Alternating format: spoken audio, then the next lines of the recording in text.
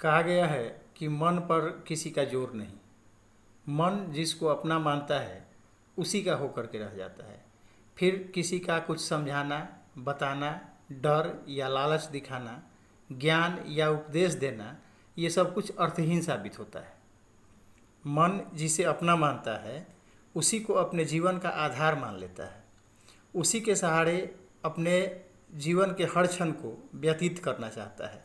आँखों में उसी के सपने होते हैं, होठों पर उसी का नाम होता है और सांसों की डोर जो हमारे जीवन का आधार है वह भी उसी का नाम होता है। सूरदास का अगला पद जो मैं आप लोगों को बताऊंगा, इसमें भी बिल्कुल ऐसी ही बातें की गई हैं।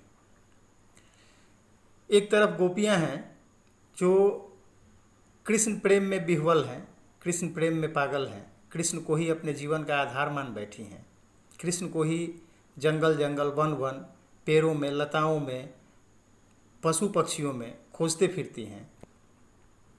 दूसरी तरफ उद्धव हैं जिनके लिए ईश्वर का कोई रूप या प्रतिरूप नहीं है।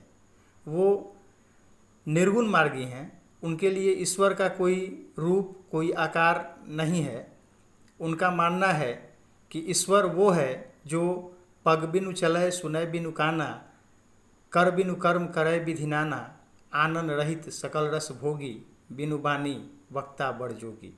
अर्थात जो बिना पैर के चल लेता है, बिना हाथ के अनेकों कार्य कर लेता है, बिना वाणी के बोल लेता है और बिना आनंद के अनेकों रसों का स्वादन कर लेता है, अनेकों चीज़ों का भोग कर लेता है, अनेकों रस का स्वाद ले लेता है, ईश्वर वो है। लेकिन गोपियों के लिए ईश्वर का एक रूप है। गोपियाँ साक्षात कृष्ण को अपना ईश्वर मानती हैं, उन्हीं की आराधना करती हैं, उन्हीं की पूजा करती हैं, उन्हीं के लिए जंगल जंगल, वन वन भटकते फिरती हैं। ब्रजबालाओं के जीवन के आधार सिर्फ कृष्ण ही हैं और यही कारण है कि गोपियाँ उद्धव से कहती हैं कि हे उद्धव, हमारे हरि हाड़िल की लकड़ी।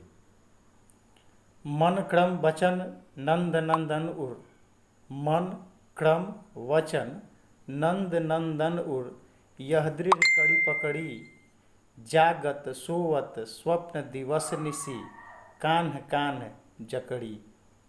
सुनत जोग लागत हैं ऐसे, जैसे करुई ककड़ी, सूतो व्याधि हमको ले आयो, देखी सुनी न कड़ी, यह तो सूर तिनहि ले सौंपो, जिनके मन चकड़ी।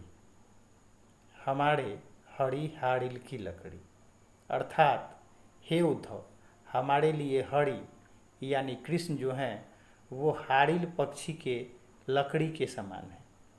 यहाँ मैं आपको एक बात बता दूँ, हाड़िल एक पक्षी है जो हमेशा तिनके को या एक छोटी सी लकड़ी को अपना आधार मान करके ही उड़ती है। हाड़िल पक्षी की सोच ये होती है कि उसकी उड़ान इसी तिनके पर निर्भर है। ठीक वैसे ही गोपियाँ ये कहती हैं उद्धव से कि हमारे लिए कृष्ण जो हैं वही हमारे जीवन के आधार हैं। मन क्रम वचन नंद नंदन उर, यानी मन से, क्रम से, वचन से। नंद नंदन का मतलब हुआ नंद के नंदन, यानी नंद के सुत, नंद के बेटे अर्थात भगवान कृष्ण। मन क्रम वचन नंद नंदन उड़, यह दृढ़ कड़ी पकड़ी। हमने अपने मन में, क्रम में, वचन में नंद के नंदन को अपने हृदय में दृढ़ता से, प्रबलता से बैठाया हुआ है, रखा हुआ है। जागत यानी जागते हुए, सोवत सोते हुए, जागत सोवत स्वप्न सपने में, दिवस दिन में, निसी रात में। जागत सोवत स्वप्न दिवस निसी, कान्ह कान्ह जकड़ी, यानी हर हाल में, सोने से लेकर के जगने तक, जगने से लेकर के सोने तक हमारे होठों पर यदि कोई नाम आता है तो वो सिर्फ और सिर्फ कृष्ण का होता है। सुनत योग लागत है ऐसे जैसे करोई ककड़ी। खीरा या ककड़ी का अंतिम भाग जब आदमी मुंह में उसको डाल करके दांतों से चबा लेता है तो एक अजीब तरीके की कड़वाहट आती है, और वो कड़वाहट हमारे मुंह में बहुत देर तक बनी रहती है। गोपियाँ उद्धव से ये कह रही हैं कि हे उद्धव, अब इस स्थिति में जब हमारे लिए हर क्षण हर पल सिर्फ कृष्ण नाम ही हमारा सहारा है, इस स्थिति में भी आपके द्वारा योग ज्ञान और वैराग का संदेश देना ऐसे ही प्रतीत होता है जैसे कड़वी ककड़ी हो। सू तो व्याधि हमको ले आए, देखी सुनी न कड़ी। गोपियाँ उद्धव के योग संदेश को वस्तुतः एक रोग मानती हैं।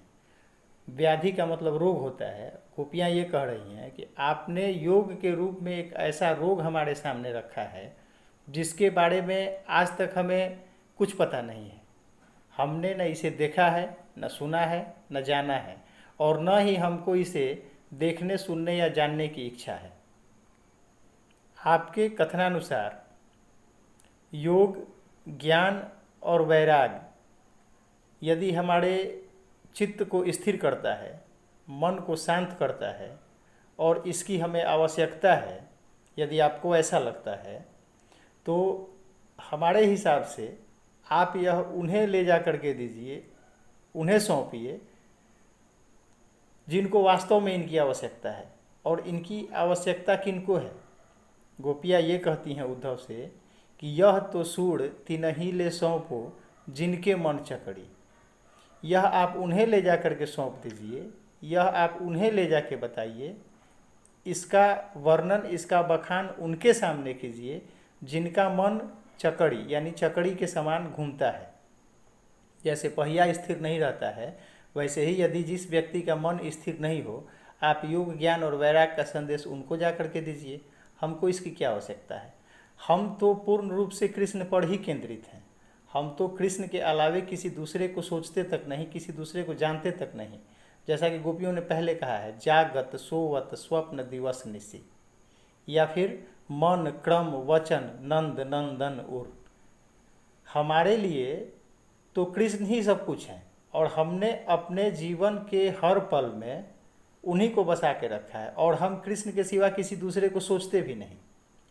तो यदि हमारा मन कृष्ण नाम पे केंद्रित है, यदि हम इधर उधर नहीं भटकते हैं, तो इस योग, ज्ञान और वैराग के संदेश की हमें क्या आवश्यकता है?